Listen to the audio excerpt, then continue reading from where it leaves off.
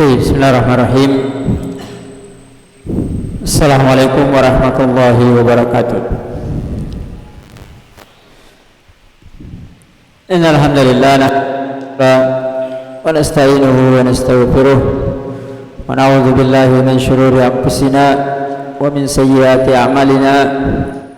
May yahdihillahu fala mudilla lahu wa may yudlil fala hadiya lahu. Asyhadu an la ilaha illallah wahdahu la syarika lah wa asyhadu anna nabiyyana Muhammadan sallallahu alaihi wa ala alihi wasallam. Ya ayyuhalladzina amanu taqullaha haqqa tuqatih wa la tamutunna illa wa antum muslimun. Amma ba'd, fa inna asdaqal hadisi kalamullah, khairal huda huda nabiyyina Muhammad sallallahu alaihi wa alihi wasallam, syarrul umuri muhdatsatuha, fa inna kulla muhdatsatin bid'ah wa kulla bid'atin dhalalah, kulla dhalalatin finnar. Ma'asyiral ikhwah rahimani wa rahimakumullah, ikhwah dan akhwat sekalian, ya, malam hari ini adalah puncak dari bulan Ramadan, malam ke-27, yang merupakan malam yang paling diharap sebagai malam Lailatul Qadar, walaupun malam-malam yang lain juga diharapkan seperti itu. Dan biasanya kalau di Masjidil Haram itu puncaknya malam ke-27. Setelah lewat, ya, sebagian orang sudah pulang. Yang dari Riyadh, dari mana-mana itu sudah pulang berlebaran, karena dia ingin di Haram malam ke-27. Sekarang pertanyaannya, kalau berbeda, ya, berbeda masuk Ramadan, misalnya di Saudi duluan sehari, atau kalau mengikuti penanggalan Muhammadiyah sekarang ini malam ke-28. Padahal malam Lailatul Qadar itu dalam setahun satu malam atau dua malam.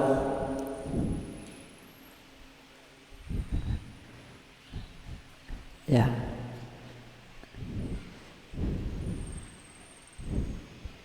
Ya, karena itu Syekh Abdul Muhsin Al-Abad hafizahullah ta'ala ditanya, ya Syekh, bagaimana kalau seperti itu? Sementara Lailatul Qadar itu cuma satu malam. Ya, beliau menjawab bahwa betul malam Lailatul Qadar itu cuma satu malam. Maka bisa saja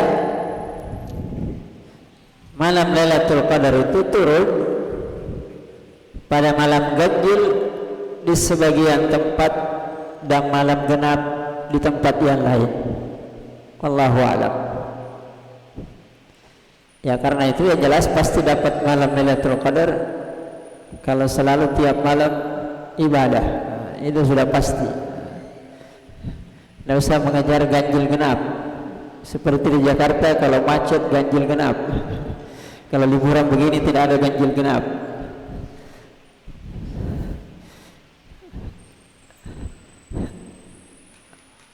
Ya, baik. Kita tambahkan sedikit dalam hadis Abu Hurairah radhiyallahu taala anhu, Rasulullah sallallahu alaihi wasallam Kalau dia sudah bertakbir dalam salat, sudah takbiratul ihram, dia diam sejenak sebelum membaca Al-Fatihah. Karena itu Abu Hurairah bertanya kepada Rasulullah sallallahu alaihi wasallam, "Ya Rasulullah, ara'aita sukutaka baina takbir wal qiraah?" Saya melihat kamu diam setelah takbiratul ihram dan membaca ayat. Madza taqul? Atau ma taqul? Apa yang kamu baca? Maka Nabi sallallahu alaihi wasallam mengatakan, saya membaca doa iftitah ya, ma'ruf. Allahumma ba'id baini wa baina khataayaya kama ba'adta bainal masyriqi wal maghrib. Allahumma nakkini minal khataayaya kama yunaqqa thawbu al abyadu minad danas. Allahumma ghsilni bil ma'i was salji wal barad. Nah, dalam Sahih Muslim Rasulullah sallallahu alaihi wasallam sering berdoa yang mirip dengan doa ibtidah tadi. Sering berdoa, Allahumma tahhirni bil ma'i, ya ta'ala, Allahumma tahhirni bis salji wal baradi wal ma'il barid. Allahumma tahhir qalbi minal khataya kama tahharta thawbal abyadha minad danas wa ba'id baini wa baina dhunubi kama ba'adta bainal masyriqi wal maghrib. Nah, dan juga dalam hadis Aisyah radhiyallahu taala anha, Nabi sallallahu alaihi wasallam juga sering berdoa, Allahumma ghsil qalbi bima'is salji wal barad wa nakki qalbi minal khataaya kama naqqaita thawbal abyadha minad danas wa ba'id baini wa baina khataayaya kama ba'adta bainal masyriqi wal maghrib. Jadi tiga hadis ini maknanya mirip, ya, maknanya mirip. Maka ini doa yang agung yang Nabi sering baca baik di dalam salat maupun di luar salat. Ya. Jadi Nabi mengulang-ulang doanya yang terkait dengan pembersihan hati, pensucian jiwa. Dicuci hati itu dengan air yang dingin, dengan air ya, dengan air yang dingin, bahkan dengan salju. Karena itu Imam Ibnu Qayyim rahimahullah pernah bertanya kepada gurunya Syekhul Islam Ibnu Taimiyah rahimahullah. Beliau mengatakan dalam hadis-hadis tadi, Nabi berdoa, ya Allah, sucikanlah hatiku atau sucikanlah saya dari dosa-dosa dan kesalahan dengan air yang dingin, dengan air yang membeku, bahkan dengan salju. Bagaimana caranya air itu mensucikan, membersihkan dosa-dosa? Kenapa dihususkan? Sementara kalau kenyataan kehidupan sehari-hari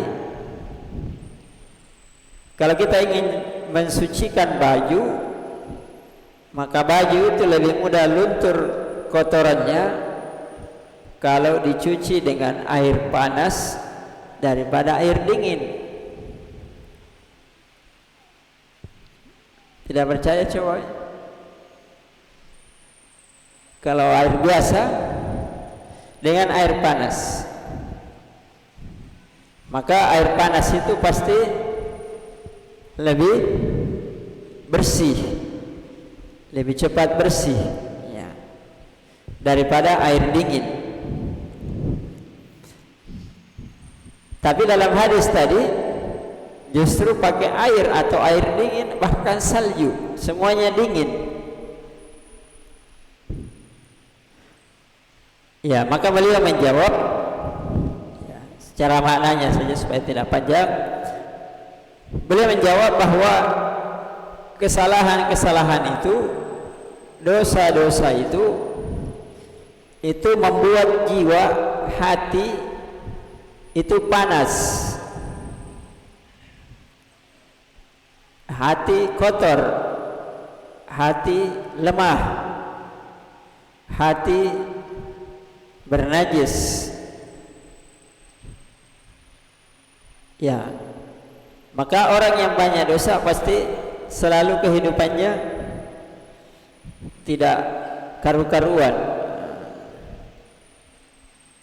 karena selalu yang muncul panas, syahwat, panas, najis. Ya, makanya kata beliau, dosa-dosa dan kesalahan itu seperti kayu bakar yang dijulurkan kepada api. Ya, kalau kayu bakar dimasukkan ke dalam api, kira-kira bagaimana? Semakin banyak dosa, apinya semakin besar. Ya, makanya disiram di sini dengan air. Kalau tidak padam, disiram lagi dengan air dingin. Kalau tidak padam juga, sekalian disiram dengan salju. Kalau tidak padam juga, yang tidak tahu apa lagi caranya. Ya, ya karena Nabi tertibnya begitu, bil ma'i wal ma'il barad wassal, dengan air, kemudian air yang dingin, kemudian air salju yang membeku, supaya panas dari dosa-dosa itu bisa hilang, bisa berhenti. Karena itu Allah Azza wa Jal sebelum memerintahkan nabinya untuk berdakwah, ya, sebelum berdakwah diperintah dulu untuk bersuci, sucikan jiwa. Makanya orang sebelum sholat atau ketika baru masuk sholat, sebelum membaca Al-Fatihah, apalagi membaca ayat yang panjang, disuruh dulu iftitah, pensucian jiwa, supaya nanti Al-Fatihah yang dibaca, apalagi surat-surat yang panjang, apalagi seperti bulan Ramadan, apalagi salat tarawih, apalagi tarawih di akhir malam, ya, itu mudah diterima ke dalam jiwa, karena jiwanya sudah suci sebelumnya. Al-Quran kan kalamullah, ucapan yang paling suci, yang paling mulia. Makanya diturunkan pada malam yang mulia, malam Lailatul Qadar, dibawa oleh malaikat yang paling mulia, malaikat Jibril. kemudian diberikan kepada makhluk yang paling mulia, ya, Rasulullah sallallahu alaihi wasallam. Jadi terkumpul semua kemuliaan di atas kemuliaan. Maka mudah menerimanya kalau hatinya bersih dan suci sebelumnya. Ya, karena itu semaksimal mungkin seseorang itu jangan masbuk. Karena kalau masbuk pasti dia tidak membaca doa iftitah. Apalagi sengaja masbuk.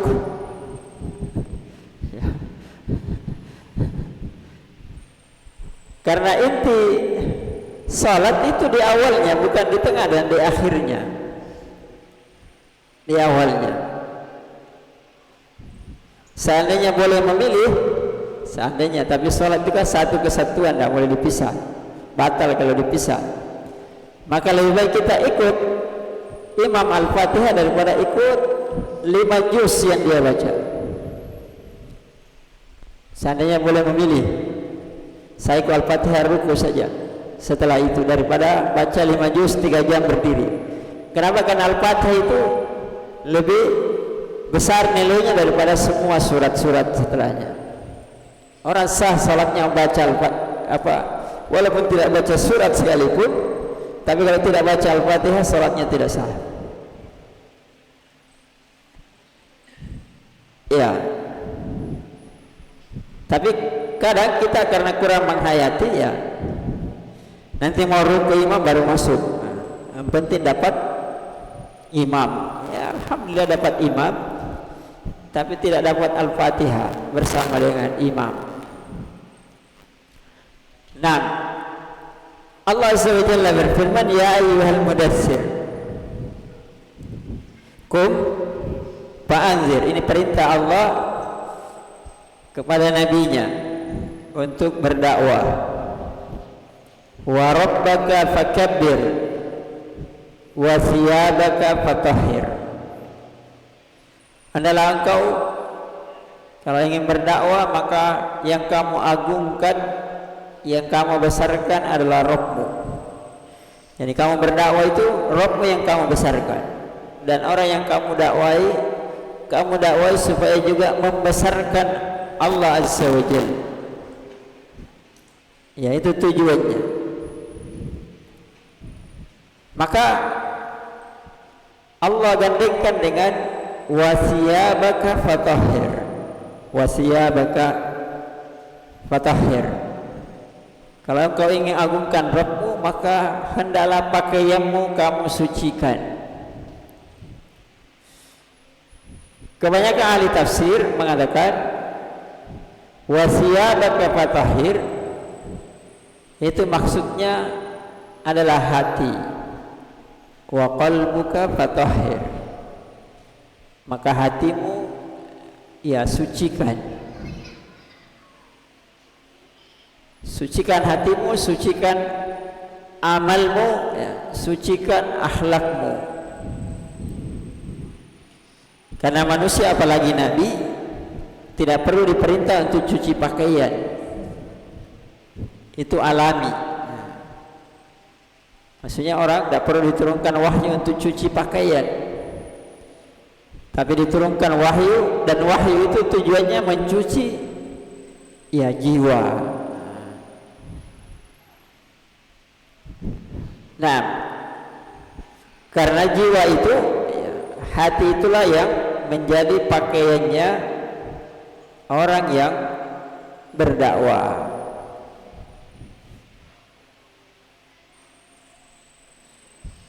Ya, karena itu orang yang mensucikan jiwanya, mensucikan hatinya, dia akan tunduk kepada keinginannya Allah. Ya, keinginannya Allah.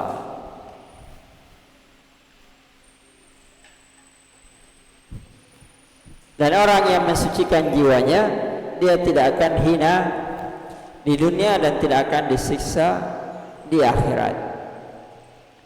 Dan sebaliknya sesuai dengan kadar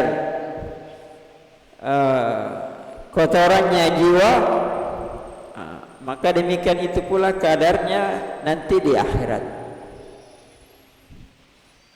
Ya, makanya orang yang mau masuk surga itu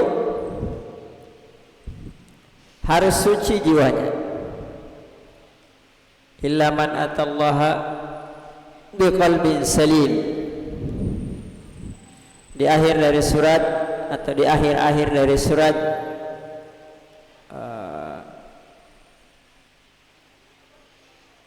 Az-Zumar, ya,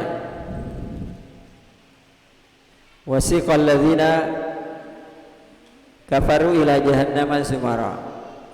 Dan sebaliknya, wasiqal ladzina amanu ilal jannati zumara hatta idza ja'uha futihat abwabuha wa qala lahum khazanatuha. Apa lanjutannya? Alam yatikum rusulun minkum yatluna alaikum ayati rabbikum wa yunzirunakum liqa'a yaumikum hadza. Apa lagi lanjutannya?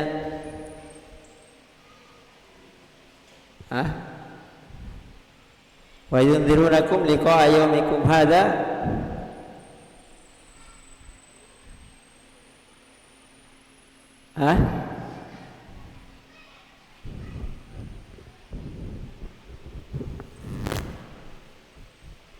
Jadi setelah dibuka pintu surga oleh penjaga-penjaganya, maka dikatakan karena surga itu tempat yang paling suci dan tempatnya orang-orang yang suci, maka apa kata Allah ketika mereka disuruh masuk surga?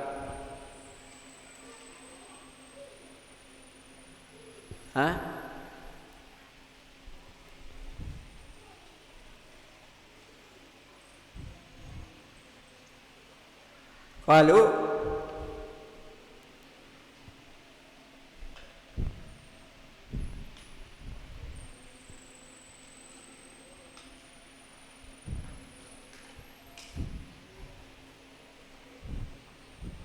ayat berapa itu?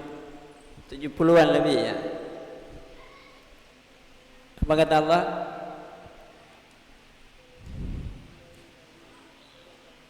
Alhamdulillahilladzi sadaqana wa'da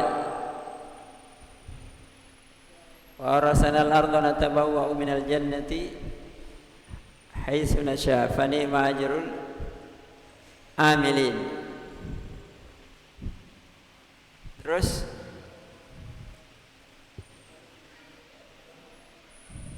min hawlil arsy sabbihuna bihamdi rabbihim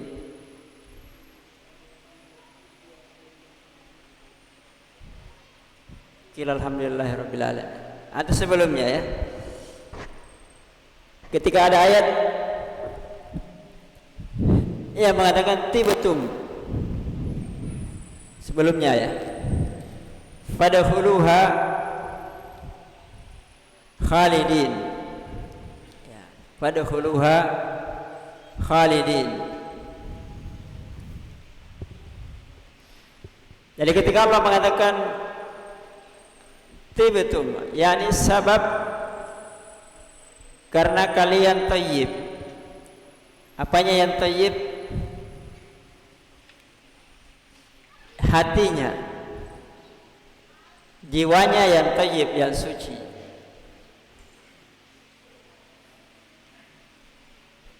Karena surga tempat yang suci, maka orang yang masuk dalamnya harus suci hatinya.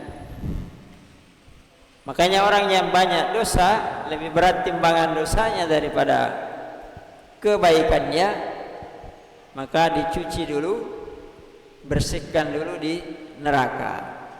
Nanti kalau sudah bersih, ya baru masuk ke dalam surganya Allah.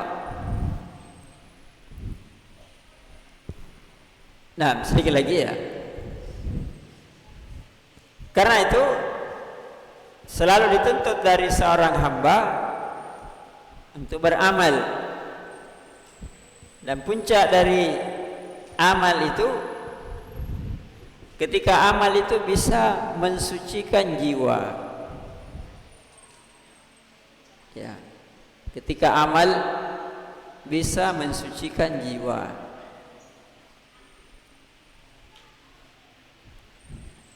Karena itu masjid dikatakan tempat yang suci, supaya orang yang keluar dari masjid memang masuk pakaiannya bersih, badannya bersih, berwudu, supaya keluar juga nanti jiwanya suci setelah mendengar atau membaca Al-Quran. Nah, inna anzalnahu fi lailatul qadar wa ma adraka ma lailatul qadar lailatul qadri khairum min alfi syahr tanazzalul malaikatu warruhu fiha, dan seterusnya sampai selesai. Nah, maka seorang muslim harus selalu belajar untuk mengenal penyakit-penyakit hati. Kemudian bagaimana sampai hati itu bisa sakit,